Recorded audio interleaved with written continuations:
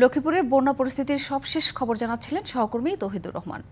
এদিকে সপ্তম দিনের মতো বৈষম্য বিরোধী ছাত্র আন্দোলনের গণত্রাণ সংগ্রহ কর্মসূচি চলছে ঢাকা বিশ্ববিদ্যালয়ের টিএসসিতে। মঙ্গলবার সংগ্রহ হয়েছে ৪৯,৫১,০০০ টাকা। সেখানকার কার্যক্রম নিয়ে জানাতে আমাদের সাথে সরাসরি যুক্ত হয়েছেন সহকর্মী মাহমুদুল হাসান নাজিম। নাজিম, গণত্রাণ কর্মসূচি আজকে সকালের কেমন দেখছেন, সব মিলিয়ে জানাবেন। জান্নার সাথে ঢাকা বিশ্ববিদ্যালয়ের টিএসসি থেকে কিন্তু সকাল 10টা থেকে কিন্তু এখানকার কর্মতৎপরতা যে গত ষষ্ঠ দিনের মতো যে কার্যক্রম চলছিল ঠিক সপ্তম দিনে একই অবস্থা বিরাজ করছে।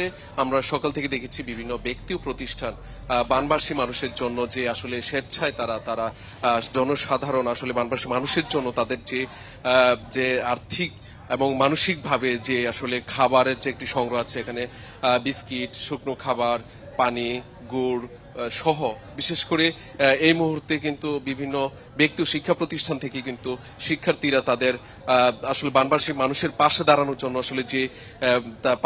জন্য যে তাদের এই আয়োজন ছিল, সেই আয়োজনই কিন্তু এখন পর্যন্ত চলছে। আমি যদি ডিবিসি নিউজের ক্যামেরার মাধ্যমে একটু দর্শকদের জানাতে চাচ্ছি, আসলে ঢাকা বিশ্ববিদ্যালয়ের টিএসসির যে অডিটোরিয়ামগুলো রয়েছে এর পাশে আপনি দেখেন যে খাবারের যে সংগ্রহ করা হয়েছে সেগুলো কিন্তু পরিপাটি করে যে স্বেচ্ছাসেবীরা আছে, যারা আসলে স্বেচ্ছায় শ্রমের মাধ্যমে তারা এই কাজগুলো করে থাকেন এবং সময়ের পরিক্রমায় কিন্তু তারা দেশের ট্রাকের মাধ্যমে তারা যে সব জেলাতে আসলে বন্যা দুর্গত এবং বানবাসী মানুষ রয়েছে, যারা খাবার জন্য হাহাকার রয়েছে, সেখানে কিন্তু তারা পর্যায়ক্রমে এখান থেকে পাঠানো হচ্ছে খুব সুশৃঙ্খল এবং সারিবদ্ধভাবে।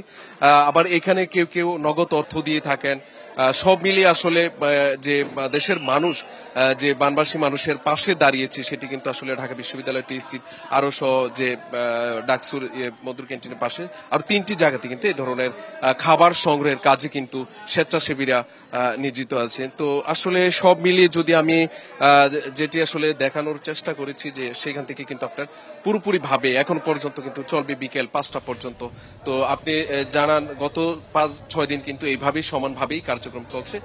তো আসলে প্রত্যেকটি বানবাসী মানুষের হাতে খাবার যেন কেউ না খেয়ে থাকে সেই প্রতিজ্ঞাবদ্ধ হয়ে কিন্তু এখানকার স্বেচ্ছাসেবী সহ বৈষম্য ছাত্র আন্দোলনের কর্মীরা এখানে কাজ করে যাচ্ছে। তো সাথী, এই ছিল আমার কাছে ঢাকা বিশ্ববিদ্যালয় এলাকা থেকে গণত্রাণ সংগ্রহের সর্বশেষ খবর। ধন্যবাদ নাজিম।